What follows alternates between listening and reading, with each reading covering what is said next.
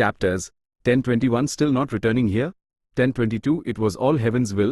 1023 Ying Wu Zi rebirths. 1024 Fang Yuan borrows Gu chapter start. Chapter 1021 अभी तक वापस नहीं आ रहे. फैंग युआन की soul as pure dream reality seeker physique body से निकली और वो इस मिस्टीरियस रैंक 9 इमॉर्टल गु की तरफ उड़ गई. जैसे ही दोनों का कांटेक्ट हुआ, फैंग युआन को एक बेहिसाब खिंचाव महसूस हुआ. यह इमॉर्टल गु, जिसे स्पेक्ट्रल सोल ने सॉवरन इमॉर्टल फीटस गु नाम दिया था, ऐसा लग रहा था जैसे पहले से ही एक सोल के लिए बेताब हो. फैंग युआन की सोल उसके अंदर घुस गई, मानो वो फॉलिंग हेवनली रिवर के भंवर में गिर गया हो. पलक झपकते ही उसकी सोल को इमॉर्टल गु ने अंदर खींचा लिया और वो एक अनबिलीवेबल स्पीड से यूएसएमई घुलने लगा. फैंग युआन कुछ सोच नहीं पा रहा था. उस लगा जैसे वो एक बेहद गहरे अंधेरे में है. ये अंधेरा ठंडा नहीं बल्कि हल्का गर्म था. ऐसा लगा जैसे वो अपनी मां के गर्भ में वापस आ गया हो. वो एमनियोटिक फ्लूइड के अंदर एक भ्रूण जैसा था. और बाहर फैंग युआन की सोल के रैंक 9 इमॉर्टल गु में घुसते ही आसमान जोरदार गड़गड़ाहट से गूंज उठा, जैसे वो गुस्से में हो, लेकिन साथ ही लाचार भी. सॉवरन इमॉर्टल फीटस गु तेजी से चमकने लगा. पहले सफेद रोशनी थी, हल्की ट्रांसपेरेंट रोशनी से शुरू होकर प्योर व्हाइट लाइट, और आखिर में गाढ़ी दूधिया सफेद रोशनी में बदल गई. इसके बाद सफेद रोशनी में हल्का सा लाल रंग दिखा. लाली तेजी से फैली, रोशनी को हल्के गुलाबी रंग में बदल दिया, फिर वो गुलाबी लाल हुई और आखिर में आग की तरह चमकदार लाल. लाल रोशनी के बाद वो नारंगी हो गई. नारंगी के बाद पीली. इंद्रधनुष के रंगों की तरह ये बदलता रहा जब तक कि आखिर में रोशनी काली नहीं हो गई. काले रंग की रोशनी के अंदर सॉवरन इमॉर्टल फीटस गु लगातार फड़कने लगा, अंगूठे के साइज से बढ़कर एक बेसिन जितना बड़ा हो गया. इस काली गेंद के अंदर एक भ्रूण इंद्रधनुष की रोशनी में चमक रहा था, जिसे धुंधला सा देखा जा सकता था. जिंदगी की ताकत इकट्ठा हो रही थी, वो बढ़ रही थी और मजबूत होती जा रही थी. सफेद कोहरा उसके चारों तरफ जमने लगा. आसपास का टेम्परेचर तेजी से गिरा, कोहरा पाले में बदल गया, जो उस गेंद की सतह को ढक रहा था. इसके बाद बिजली कड़की, जो गेंद के चारों तरफ फैलकर बिजलियों का एक जाल बना रही थी. बिजली की कड़कड़ाहट से चिंगारियां पैदा हो रही थीं. चिंगारियां पाले पर गिर रही थीं और बुझ नहीं रही थीं, बल्कि पाला जलने लगा था. पाला की में बदल गया जो गेंद के चारों तरफ लिप्त हुआ था.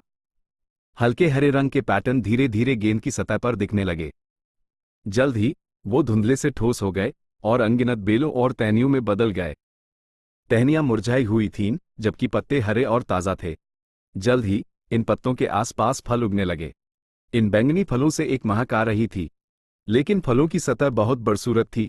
अन पर बहुत सारे छेड़ दी, जैसे वो साद गए हों. बहुत से बदलाव हुए जो अकल्पनीय थे. ऊपर से वो रैंडम और अचानक लग रहे थे, लेकिन अगर कोई ध्यान से देखता तो उनमें आसमान और जमीन की गहराइयां छिपी हुई थीं.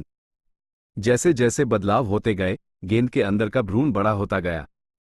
आखिरकार पूरे 81 बदलावों के बाद गेंद मिट्टी में बदल गई, जबकि अंदर का भ्रूण अपने सबसे बड़े आकार में था. एक बच्चा बन गया था जो अपने हाथ पैर फैला रहा था. पलक झपकते ही उसके चारों तरफ की गेंद टूट गई. बच्चे का जन्म हो गया.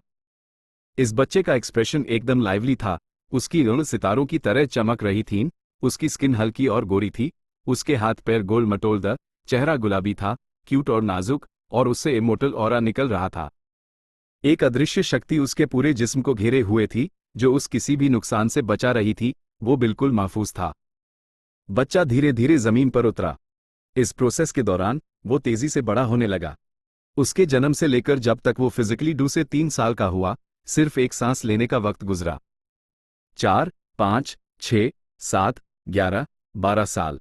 जब उसके पैर जमीन पर पड़े, तब तक वो 16 साल का लड़का बन चुका था. उसकी स्किन अभी भी सफेद थी, लेकिन वो बेजान सफेद नहीं थी, ना ही लड़कियों जैसी गुलाबी सफेद. ये एक ऐसी सफेदी थी जो साफ और सिंपल थी. उसके लंबे बाल काले और चमकदार थे, जो उसकी कमर तक जाते थे. उसकी बॉडी थोड़ी पतली थी. उसके पूरे जिस्म पर कोई फालतू मांस नहीं था. उसकी नाक की हड्डी ऊंची थी, लेकिन सबसे अट्रैक्टिव चीज उसकी ईंट थी. उसकी ईंट में चमकने वाली सितारों की रोशनी अब शांत हो चुकी थी. वो एक गहरी खाई की तरह काली और गहरी हो गई थी. उसके होठ काफी भरे हुए थे, जिससे एक गुलाबी और हेल्दी चमक आ रही थी.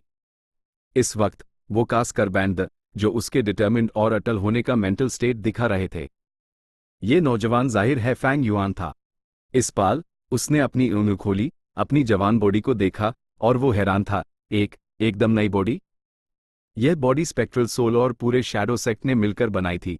अनगिनत सालों की कड़ी मेहनत और कोशिशों के बाद ये यूटीएनआई सिंपल नहीं थी जितनी दिखती थी। इसकी खासियतों के बारे में फैंग युआन को और गहराई से जानना था। लेकिन फिलहाल फैंग युआन का पहला एहसास ये था कि ये बॉडी उसकी सोल के लिए बेमिसाल तरीके से सूटेड थी।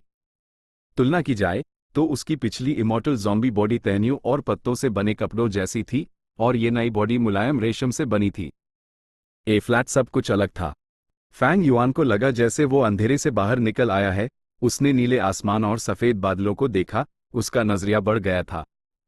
तो ये है उस सॉवरन इमॉर्टल फीटस गू का कमाल जिसे स्पेक्ट्रल सोल ने इतनी मेहनत से बनाया था।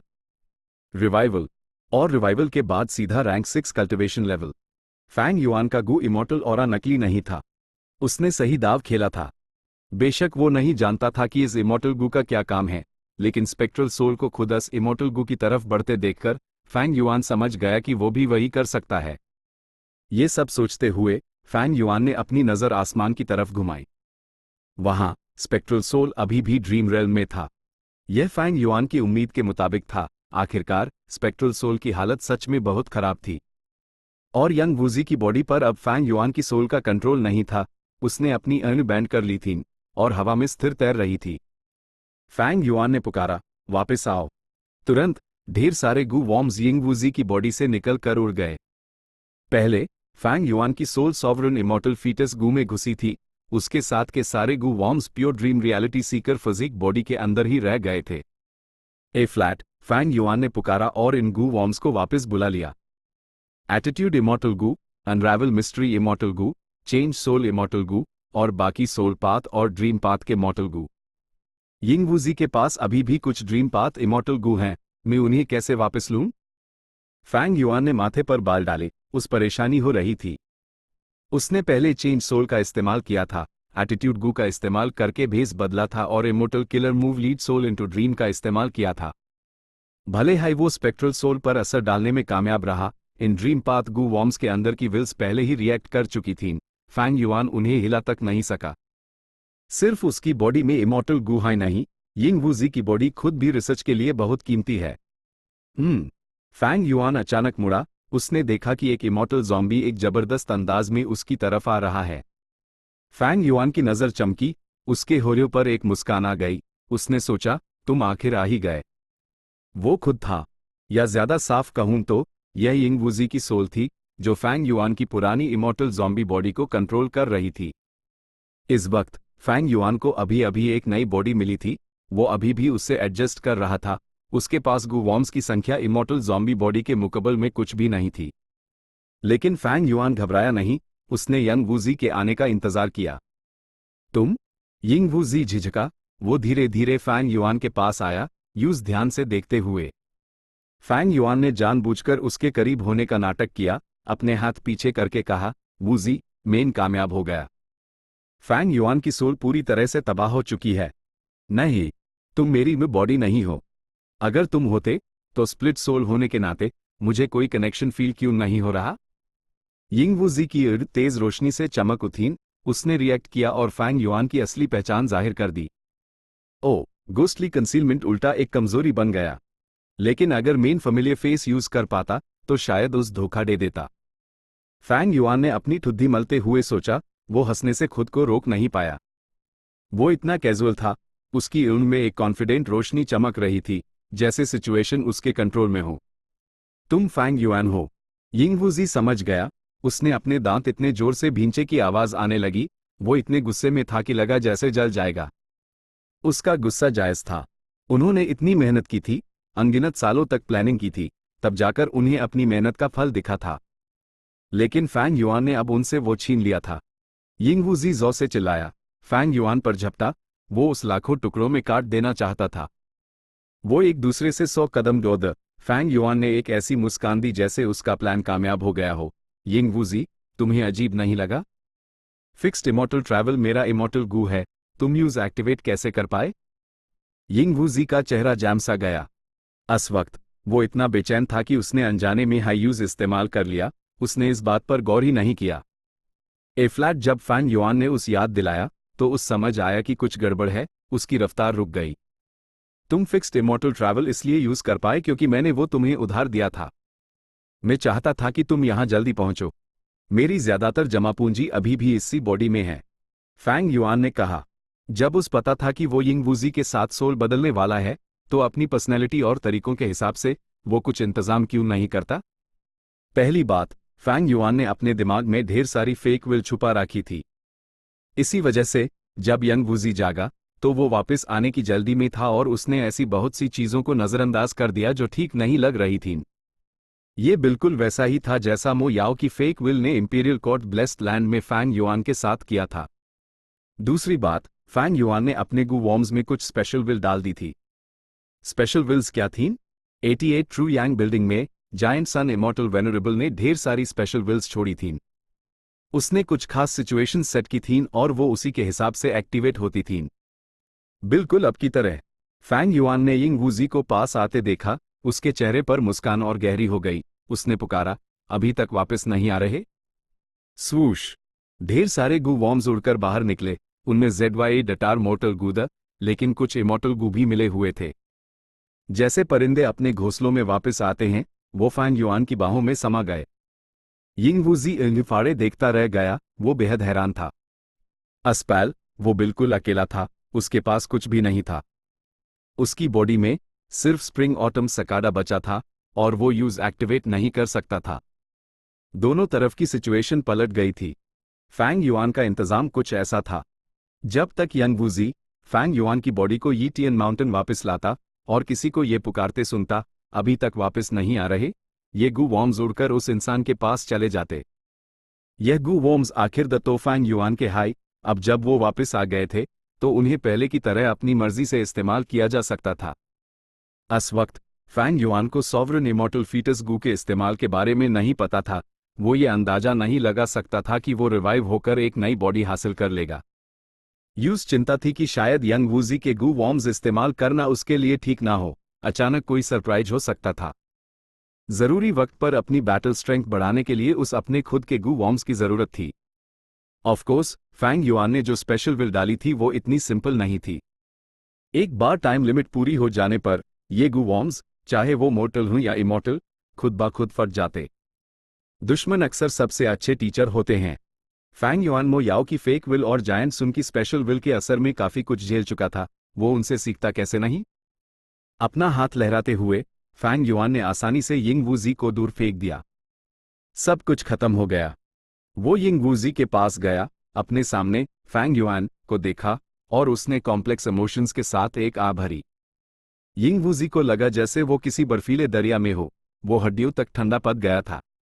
चैप्टर 1022 ये सब हेवंस विल थी। बुक 5 डेमन किंग की हुकूमत। सब कुछ खत्म हो गया।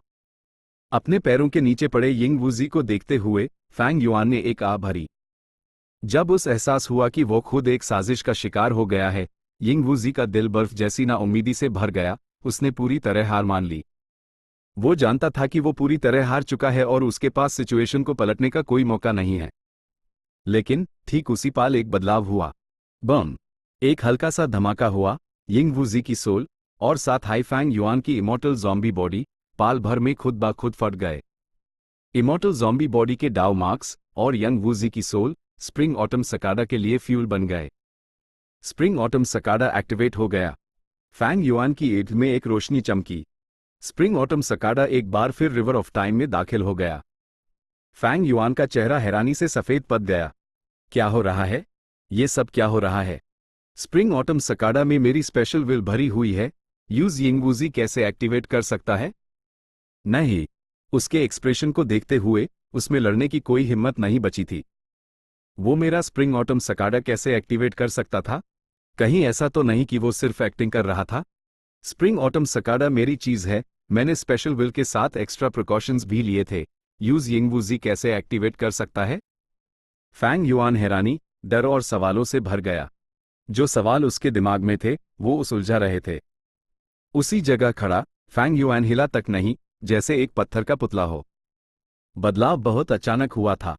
जल्द ही उसके माथे पर ठंडा पसीना आ गया। क्या करूं? मैं क्या कर सकता हूं? फैंग युआन ने स्प्रिंग ऑटम सकाडा का इस्तेमाल करके कई सिचुएशंस को पलटा था, कमबैक किया था और कई खतरनाक परिस्थितियों से बचा था। लेकिन इस पाल जब कोई और स्प्रिंग ऑटम सकाडा इस्तेमाल कर रहा था तो यूज लगा कि उसके पास इससे निपटने का कोई तरीका नहीं था। उसका टाइम पाथ एक्यूमुलेशन सच में बहुत कमजोर था। स्प्रिंग ऑटम सकाडा के बिना इस एस्पेक्ट में उसका लगभग कोई फाउंडेशन नहीं था। क्या मैंने गलत हिसाब लगाया? और क्या है जिसे मैंने नहीं सोचा? फैंग युआन ने अपनी उंगली सिकोड़ी, ठंडे पसीने की एक बूंद उसके माथे से फिसल कर उसकी उंगली तक आई और फिर उसके चेहरे से नीचे। कोई जवाब न मिलने पर फैंग युआन ने अपना सर हिलाया और एक आह भरी। कुछ नहीं किया जा सकता, मैंने अपनी तरफ से पूरी कोशिश की।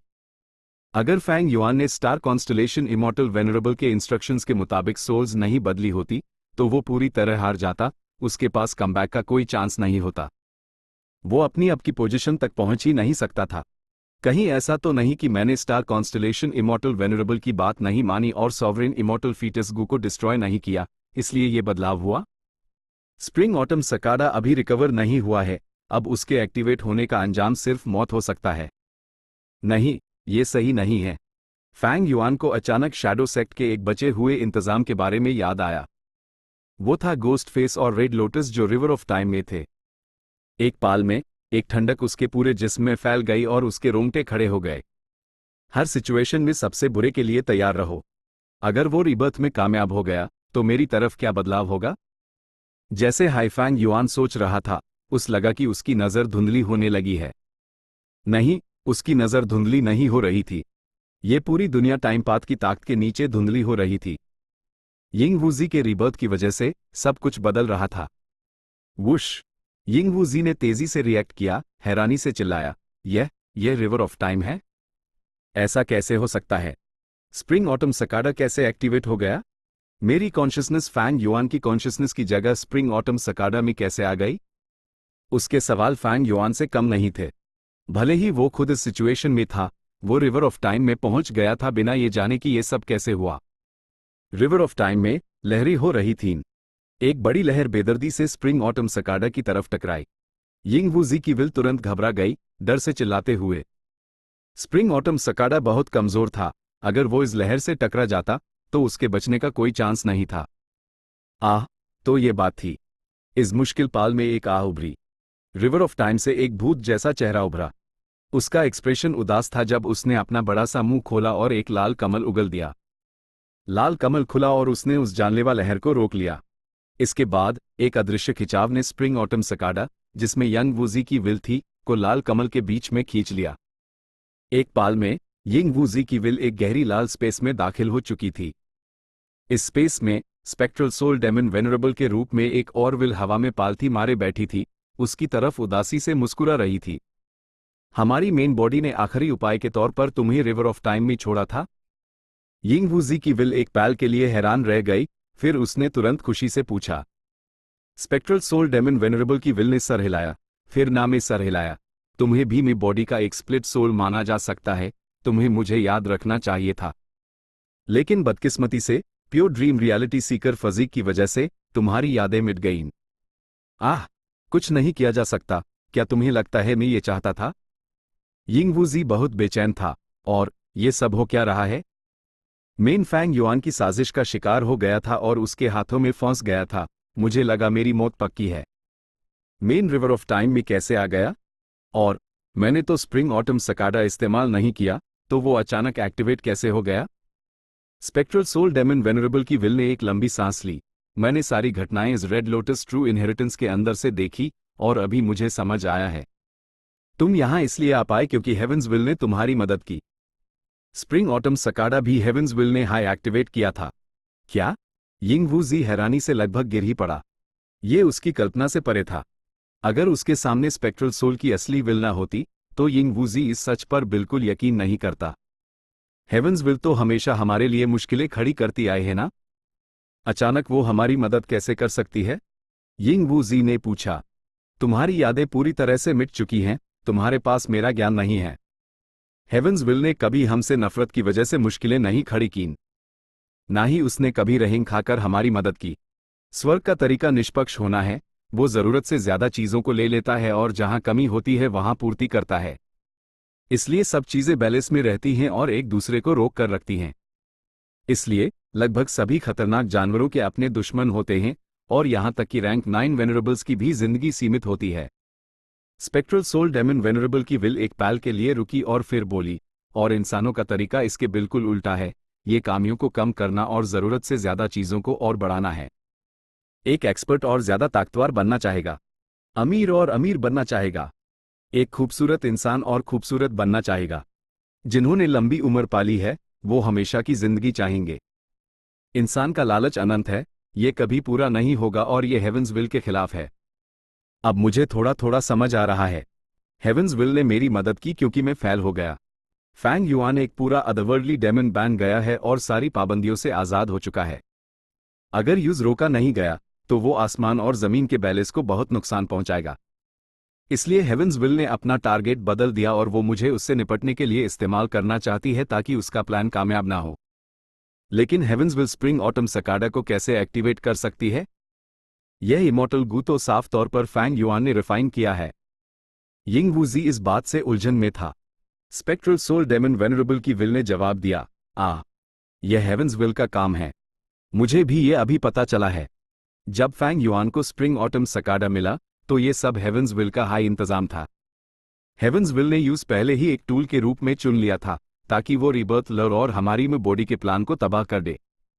फ्लैट जब मैं बाइनिंग बिंग द्वारा दी गई जानकारी के बारे में सोचता हूं तो एक जगह जहां फैंग युआन ने कुछ ज्यादा ही अजीब बिहेव किया था वो किंग माओ माउंटेन पर था। भले ही उसकी काबिलियत अच्छी नहीं थी, उसका रास्ता एकदम स्मूथ था और हर जरूरी पाल में वो सबसे समझदारी भरा फैसला लेता जिससे उस सबसे ज्यादा फायदा होता। King Mao Mountain, three Kings Blessed Land, Imperial Court Blessed Land, ये टियन माउंटेन। पूरे रास्ते उसने साफ तौर पर स्प्रिंग ऑटम सकाडा को सिर्फ एक बार इस्तेमाल नहीं किया। स्प्रिंग ऑटम सकाडा सिर्फ रैंक 6 है, इसमें फेलियर का रेट होता है, लेकिन वो बार बार कामयाब होता गया।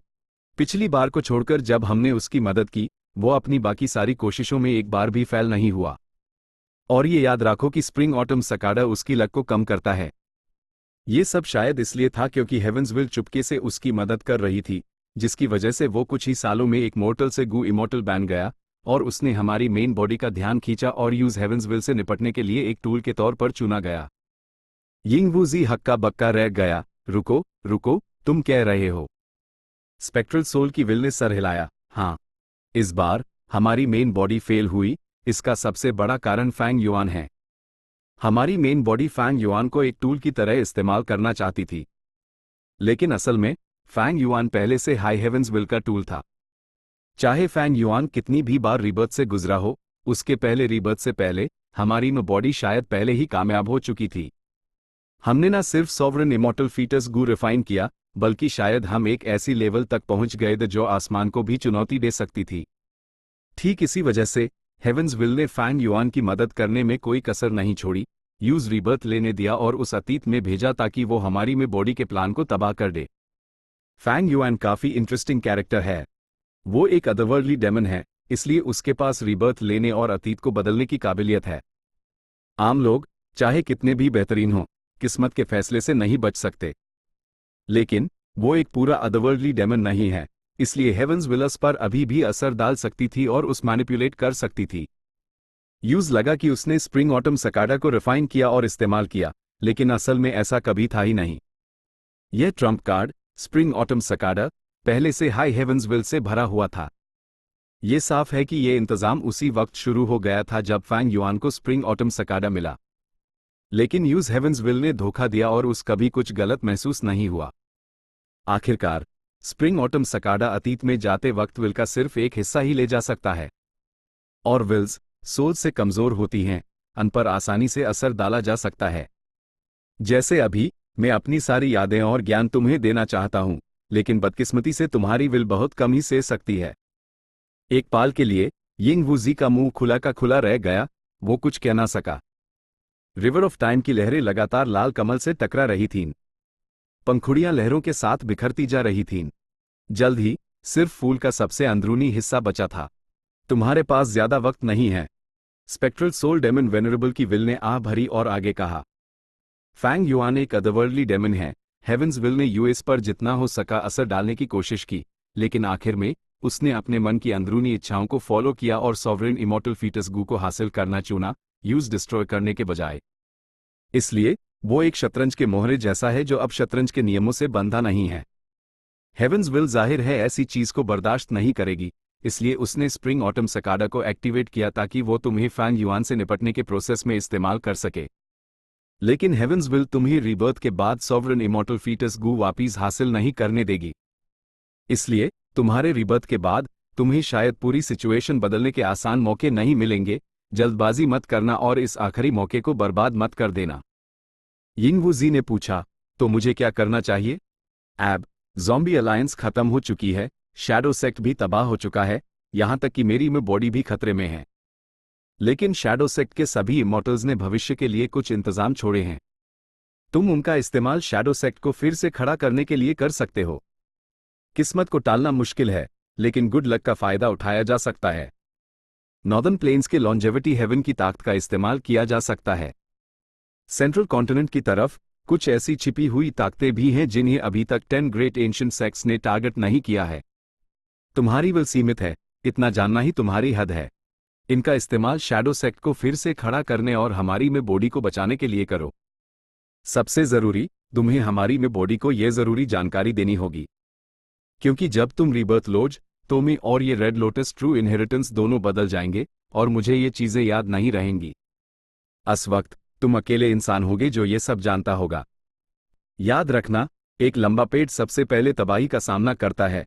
पानी के सबसे करीब की मिट्टी सबसे पहले लहरों से बह जाती है। हमारा पहले का एक्शन छुपकर और ताकत जमा करके हेवंस विल से निपटने का सही था। जब हम एक बार कामयाब हुए तो हम दूसरी बार भी हो सकते हैं। अपना ख्याल रखना। चैप्टर 1023 यिंगवुजी का रीबर्थ। हवा की आवाज तेजी से चल रही थी। जैसे ही फैंग युआन, जो अभी भी उड़ रहा था, होश में आया, उसके मुंह से निकल गया, मेन रिबॉर्न हो गया। स्प्रिंग ऑटम सकाडा सच में कमाल है।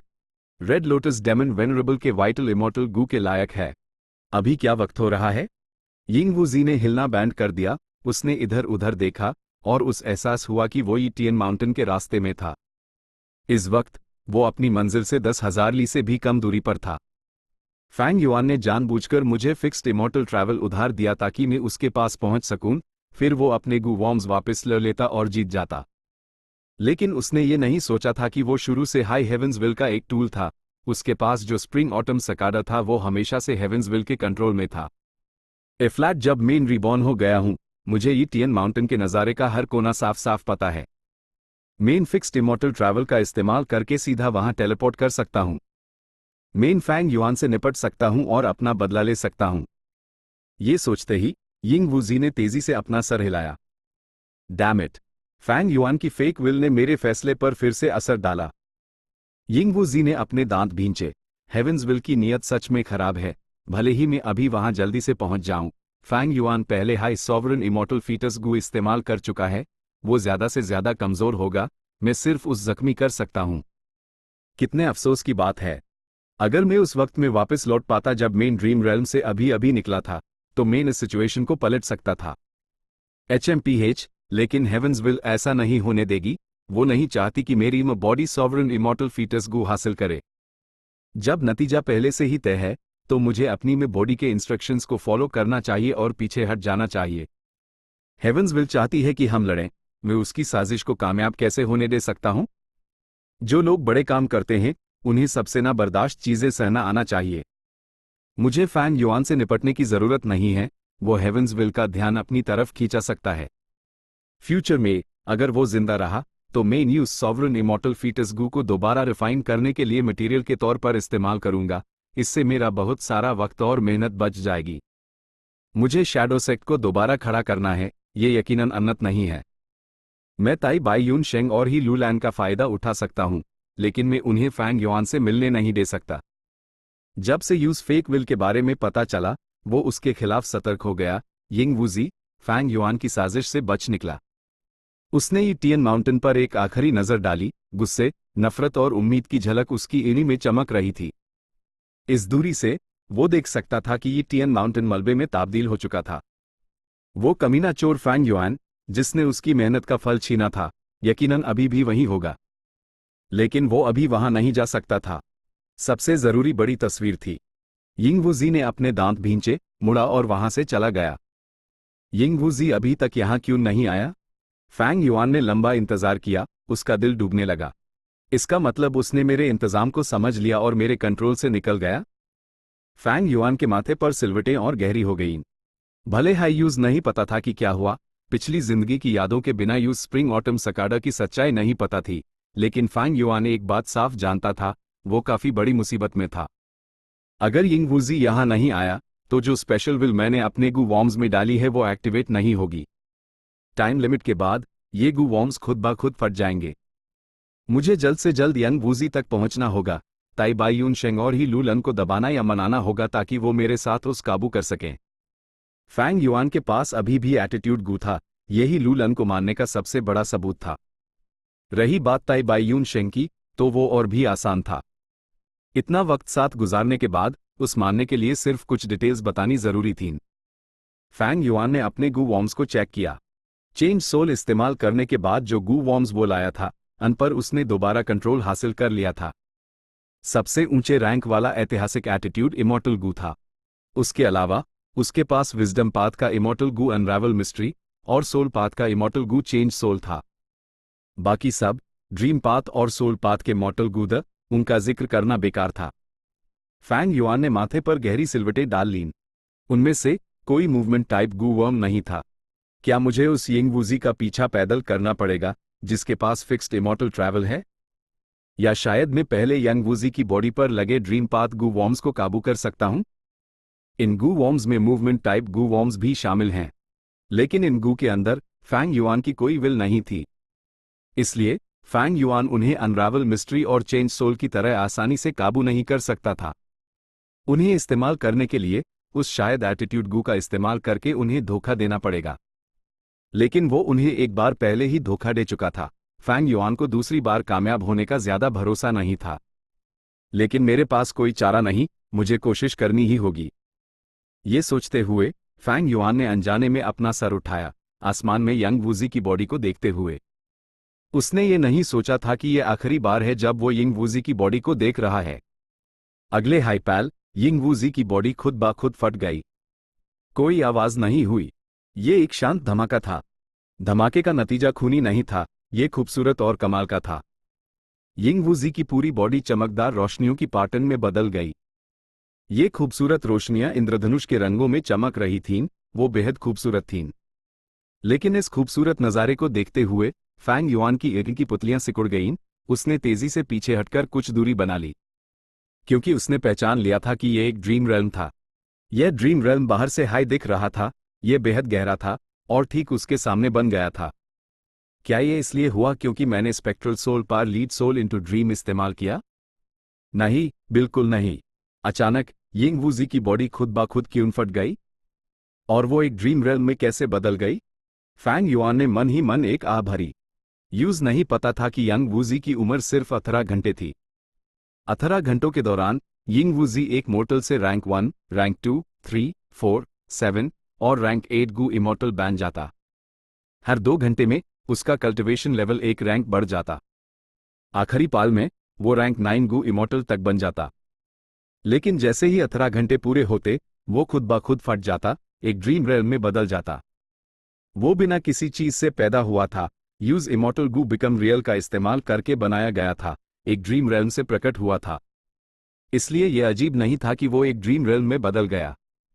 उसके फटने से बना ड्रीम रेल्म तेजी से फैला।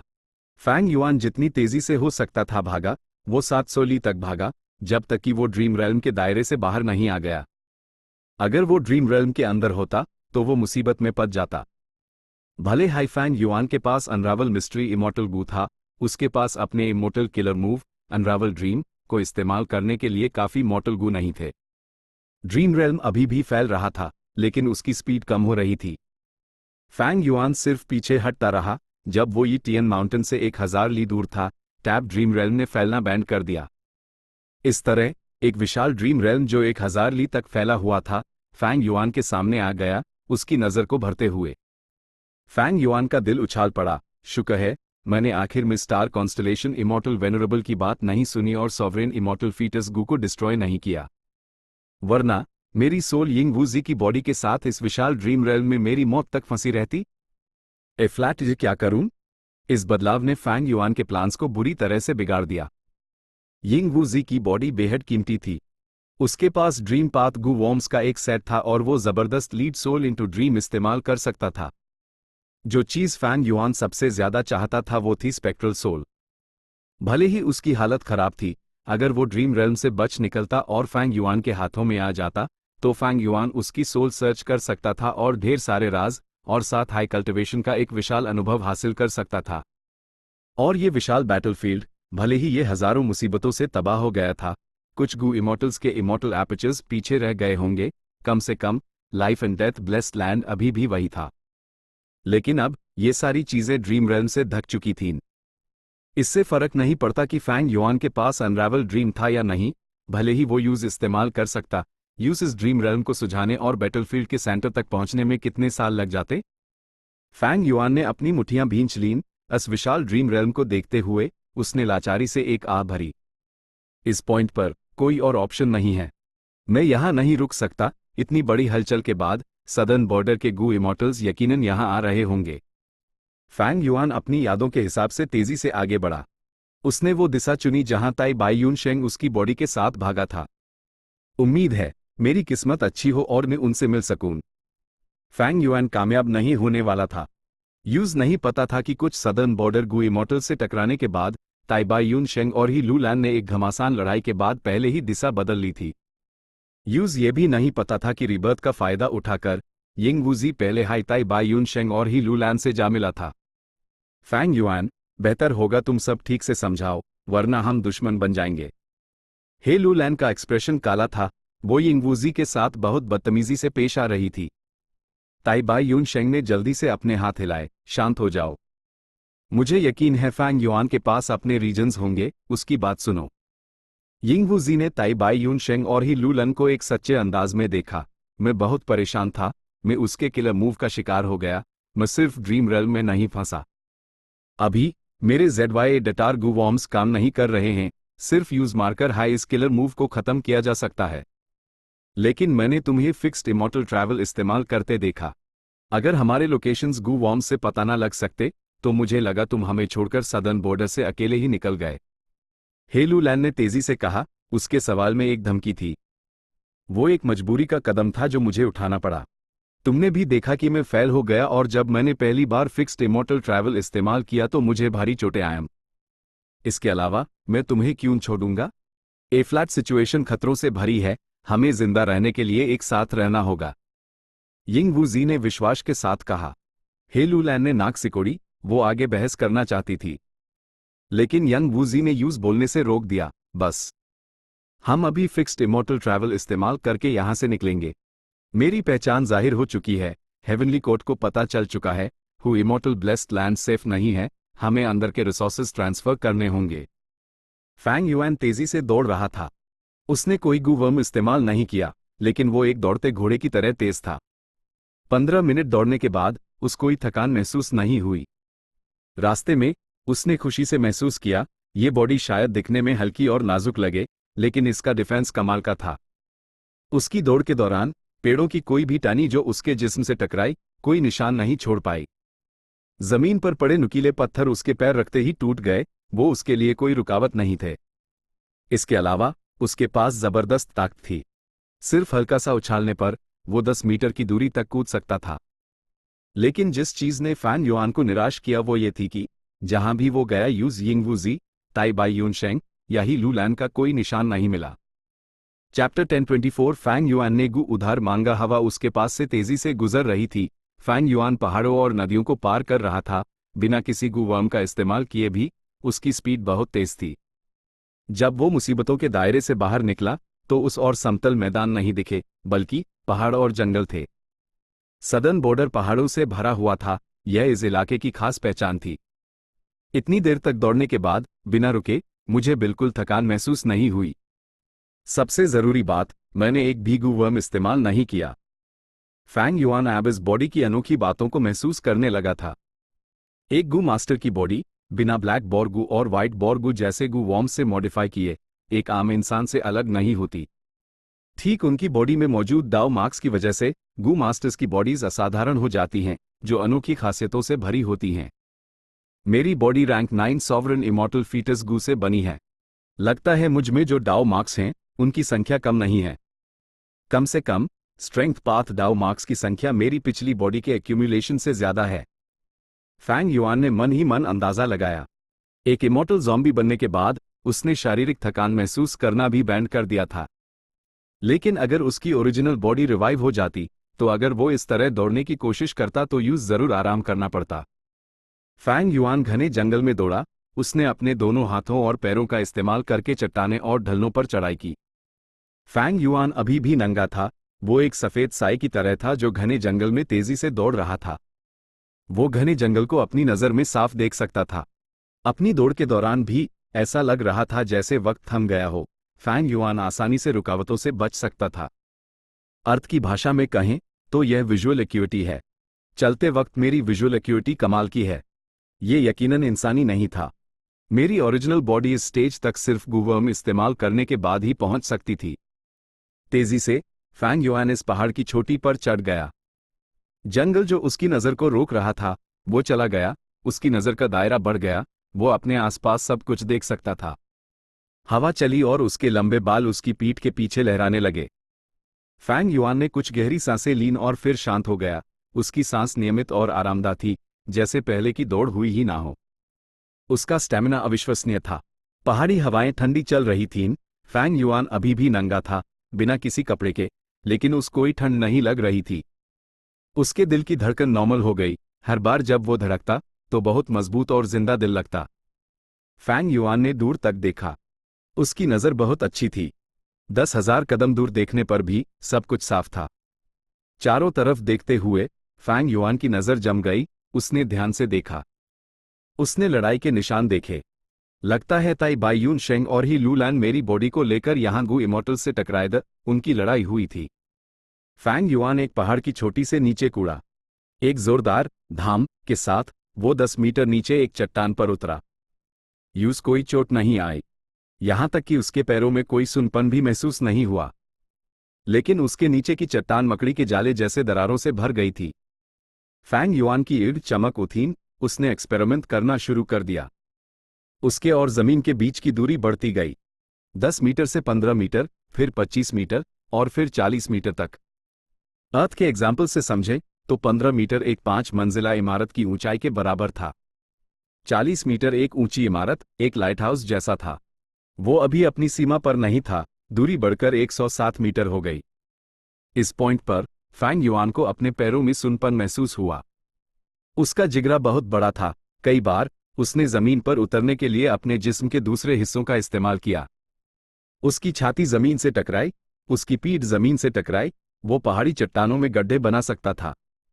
फैंग युआन उन गड्ढों से उठ खड़ा हुआ, बिल्कुल ठीक ठाक। असल में वो सुनपन का एहसास बहुत अच्छा लग रहा था। गहरी सांस लेते हुए फैंग युआन फिर से नीचे कूदा। इस बार वो 180 मीटर की ऊंचाई पर था। ये ऊंचाई फैंग युआन के लिए कोई समस्या नहीं थी, लेकिन बात यह थी कि उसने अपना सर नीचे की तरफ किया हुआ था। बम! एक जोरदार आवाज के साथ फैंग युआन का पूरा सर चट्टान में घुस गया। अपने आप को सहारा देकर उसने अपना सर चट्टान से बाहर निकाला। खोपड़ी जिस्म का सबसे सख्त हिस्सा होती है, लेकिन फैंग युआन को कुछ महसूस हुआ। उसकी खोपड़ी सुन्न हो गई थी और उस थोड़ा चक्कर आ रहा था। लेकिन ये चक्कर सिर्फ 3 सांस के वक्त तक रहा और ये बहुत हल्का था। ठंडी हवा के एक झोंके के साथ वो चला गया। फैंग युआन ने अपने सर को छुआ और अपनी बॉडी को जांचा। वो बिल्कुल ठीक ठाक था। उसने एक बाल तक नहीं खोया था। वो बिल्कुल नया जैसा था। फैंग युआन ने अपने बाल खींचने की कोशिश की। उसने पाया कि उसके बाल बहुत मजबूत थे। एक बाल को उखाड़ने के लिए उस बहुत ताकत लगानी पड़ रही थी। ये बाल एक आम इंसान के बाल से मोटा था। ये काला और चमकदार था, एक पतले स्टील के तार जैसा लग रहा था। और खींचने पर भी ये टूटा नहीं, ये बेहद मजबूत था। फैंग युआन ने सोचा। उसने इस बाल को अपनी कलाई के चारों तरफ बांधा, कई चक्कर लगाए और फिर उसका कास लिया। ये बाल खोया नहीं जा सकता था। अगर किसी गलत नियत वाले ने इसे ले लिया तो यह डिडक्शंस के लिए एक काम की चीज थी। फैंग युआन लड़ाई के निशान वाले इलाके की तरफ दौड़ा, जबकि वो पहाड़ी चोटियों से नीचे कूदता रहा और अपनी सीमाओं को परखता रहा। ऊंचाई बढ़ती रही। 180 मीटर से वो 250 मीटर तक पहुंच गया। इस पॉइंट पर फैंग युआन को दर्द महसूस हुआ, लेकिन ये अभी तक ना बर्दाश्त नहीं था। आखिरकार 330 मीटर के बाद फैंग युआन ने अपना एक्सपेरिमेंट रोक दिया। इस ऊंचाई से उस पहले से ही साफ दर्द महसूस हो रहा था। जिस जगह वो उतरा था वो थोड़ी लाल हो गई थी, वहां हल्का सा नील पड़ा था। 330 मीटर मेरी बॉडी की लिमिट नहीं है? फैंग युआन हैरान था। ये ऊंचाई डरावनी थी, यहां तक कि अर्थ पर एफिल टावर भी सिर्फ 300 मीटर ऊंचा है। सिर्फ इस बॉडी के साथ, बिना एक भी डिफेंसिव गू इस्तेमाल किए, मैं इस लेवल तक पहुंच सकता हूं। यहां तक कि गू इमॉर्टल्स सिर्फ उनकी बॉडीज के साथ इस लेवल तक पहुंचना आम बात नहीं है ना?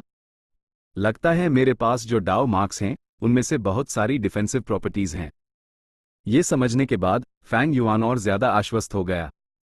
उसके पास अब कोई डिफेंसिव इमॉर्टल गू नहीं था, उसके पास सिर्फ अनरावल मिस्ट्री, चेंज सोल और एटीट्यूड गू थे। लड़ाई के निशान वाली जगह पहुंचकर फैंग युआन नीचे बैठा और जांच पड़ताल की। लगता है ये वही लोग हैं। जल्द ही फैंग युआन उठ खड़ा हुआ, उसके माथे पर सिलवटें थीं। बिना इन्वेस्टिगेटिव गू वॉर्म्स के ये बहुत परेशानी वाली बात थी। फैंग युआन आश्वस्त नहीं हो सकता था, लेकिन वो जानता था कि उनका पीछा करते रहना होगा। ए फ्लैट ज्यादा वक्त नहीं बचा है। उसके पास अपनी काबिलियतों को चेक करने का वक्त नहीं था। पहले का एक्सपेरिमेंट सिर्फ सुविधा के लिए था। फैंग युआन ने उनका पीछा करना जारी रखा। जल्द ही उसने उनके दूसरे और तीसरे निशान ढूंढ लिए। फैंग युआन इन निशानों का पीछा करते हुए धीरे धीरे अपनी दिशा बदलता गया। गू इमॉर्टल्स के बीच लड़ाइयां आमतौर पर आसमान में होती थीं। जमीन पर बहुत कम निशान बचते थे, और क्योंकि फैंग युआन उड़ नहीं सकता था, उसके लिए उन्हें ट्रैक करना मुश्किल था। जैसे जैसे वक्त गुजरा, फैंग युआन का दिल डूबने लगा। अचानक एक फिगर आसमान से एक टूटते तारे की तरह नीचे आया। एक जोरदार धमाके के साथ वो फैंग युआन के सामने उतरा। आग हर तरफ फैल गई, आसपास के सभी पेड़ों को जला दिया। कौन है? फैंग युआन ने माथे पर सिलवटें डालीं, उसकी एड़ी चमकीन जब उसने ठंडे से चिल्लाया, मैं ह्यू कॉन्ग डोंग हूं, क्या तुम ये टियन माउंटेन से आए हो? वो आदमी आग में जल रहा था, उसका रवैया दोस्ताना नहीं था। फैंग युआन का एक्सप्रेशन गंभीर हो गया। चेंज सोल इमॉर्टल गू का ऑरा फूट पड़ा जब उसने जवाब देने के बजाय सवाल किया, तुम सही वक्त पर आए, अभी जब तुम उड़ रहे थे, क्या तुमने कोई सस्पिशियस लोगों को देखा? चेंज सोल इमॉर्टल गू का ऑरा महसूस करके वो समझ गया कि फैंग युआन से पंगा लेना आसान नहीं है। उसका रवैया बदल गया। अधिकांश रैंक 6 गू इमॉर्टल्स के पास इमॉर्टल गू नहीं होते। भले हाई ह्यू कॉन्ग डोंग एक अकेला कल्टिवेटर था, वो पहले हाई सदर्न बॉर्डर के चाय क्लैन में शामिल हो चुका था। चाय क्लैन एक सुपर फोर्स थी। ये टियन माउंटेन की इस लड़ाई में चाय क्लैन के गू इमॉर्टल्स में थे। इसलिए चाय क्लैन के पहले सुप्रीम एल्डर ने एक एक्सटर्नल एल्डर, गू इमॉर्टल ह्यू कॉन्ग डोंग को कारण की जांच करने के लिए भेजा। फैंग युआन का सवाल सुनकर ह्यू कॉन्ग डोंग ने अपने मन में सोचा, सस्पिशियस लोग? तुम यहां दिन दहाड़े नंगे घूम रहे हो, सबसे ज्यादा सस्पिशियस तो तुम ही हो। वो कुछ देर चुप रहा और फिर जवाब दिया, सोली के दायरे में आपके अलावा एक भी इंसान नहीं है, sir. Damn it, damn it, Fang Yuan चिल्लाया। उसका चेहरा बिगड़ा हुआ और बेरहम था, वो खून का प्यासा लग रहा था। इसके बाद उसने अपनी मुठियां भींचे और दांत पीसते हुए खुद से कहा, लगता है ये लोग भाग गए। लेकिन तुम दुनिया के किसी भी कोने में भाग जाओ, मैं तुम्हें ढूंढ निकलूंगा। मैं इस बेइज्जती का बदला तुमसे 100 गुना, 1000 गुना ज्यादा लूंगा। ह्यू कॉन्ग डोंग ने फैंग युआन को इस हालत में देखा और एक अंदाजा लगाया, लगता है इस आदमी के साथ किसी ने धोखा किया है, जिसकी वजह से ये नंगा है। उसने अपने बहुत से गू वॉर्म्स खो दिए हैं और उससे काफी नुकसान हुआ है। इसका गुस्सा बहुत तेज है और ये अभी भड़का हुआ है, मुझे सावधान रहना चाहिए। फैंग युआन ने कुछ भी नहीं समझाया, लेकिन ह्यू कॉन्ग डोंग ने अपने दिमाग में फैंग युआन के लिए पहले ही एक एक्सप्लेनेशन ढूंढ लिया था। इसके अलावा वो फैंग युआन को उकसाना नहीं चाहता था, उसके गुस्से का सामना करना बेकार था। मैं ये टियन माउंटेन के अंदर तक नहीं गया, तुम खुद जाकर देख लो। ये कहते हुए फैंग युआन जाने के लिए तैयार था। ये जवाब सुनकर ह्यू कॉन्ग डोंग खुश नहीं हुआ। वो फैंग युआन को रोकना चाहता था, लेकिन फैंग युआन अपने कदमों पर रुक गया। उसने पूछा, रुको, तुम ह्यू कॉन्ग डोंग हो? चाय क्लैन के मेंबर? सही कहा, ह्यू कॉन्ग डोंग ने घूरते हुए जवाब दिया। फैंग युआन ने एक बदसूरत मुस्कान दिखाई, अच्छा, मैं तुम्हारे 9वें सुप्रीम एल्डर का पुराना दोस्त हूं, क्या उसने अपना battlefield killer move, myriad flash fire, पूरा कर लिया है? ह्यू कॉन्ग डोंग ने जल्दी से जवाब दिया, नौवें एल्डर अभी भी सक्लूजन में है। उसके दादा ने जबरदस्ती अंदर रखा है। पहले उसने फेरी यी को परेशान करने की कोशिश की थी। है जब मैं ये मामला सुलझा लूंगा तो मैं उससे मिलने जाऊंगा। फैंग युआन ने कहा, अपना हाथ हुओ कॉन्ग डोंग की तरफ बढ़ते हुए। मुझे कुछ गू वॉर्म्स उधार दो। आह! ह्यू कॉन्ग डांग हैरान रह गया। क्या? तुम एक महान गु इमोर्टल हो, मुझे सिर्फ कुछ मोर्टल गु उधार दे दूं? तुम इतने कंजूस क्यों हो? फैंग युआन ने बेचैनी से पूछा। हुओ कॉन्ग डोंग ने सोचा, नौवे एल्डर अपना बैटलफील्ड किलर मूव पूरा कर रहे हैं, लेकिन ये बाहर वालों के लिए सिर्फ एक बहाना है। सच तो यह है कि उसने फेरी यी को परेशान किया था। सामने वाला ये जानता है, वो जरूर उसका दोस्त होगा। भले हाई में चाय क्लैन में शामिल हो गया हूं, मैं सिर्फ एक अकेला कल्टीवेटर और बाहरी इंसान हूं। लेकिन नौवे एल्डर चाय क्लैन के मेंबर हैं और पहले सुप्रीम एल्डर के पोते हैं। अगर मैं उसके दोस्त से मिलता हूं और गू वॉर्म्स उधार देने से माना कर देता हूं, तो वो जरूर मुझसे नाखुश होगा। तो मैं द देता हूं। वैसे भी ये मॉर्टल गू हैं, इनकी कीमत ज्यादा नहीं है। हुओ कॉन्ग डोंग ने अपने गू वॉर्म्स निकाले, उन्हें फैंग युआन को देते हुए पूछा, भाई, मैं आपका नाम जान सकता हूं? मैं डांग फैंग जोंग जी हूं। फैंग युआन ने अपना हाथ हिलाया। हुओ कॉन्ग डोंग घूरता रहा और सोचा, यह डोंग फैंग जोंग जी है। वो सच में नौवे एल्डर का एक बदनाम दोस्त है। वो सदर्न बॉर्डर में बेहद कंजूस होने के लिए मशहूर है।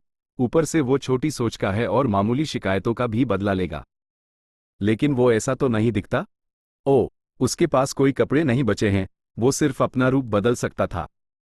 छोड़ो, जो गू वॉर्म्स मैंने यूज उधार दिए हैं, उन्हें वापस पाने के बारे में भूल ही जाता हूं। लेकिन अगर मैं इस आदमी को उधार देकर यहां से भेजे सका, तो ये एक कृपा होगी। Chapter and.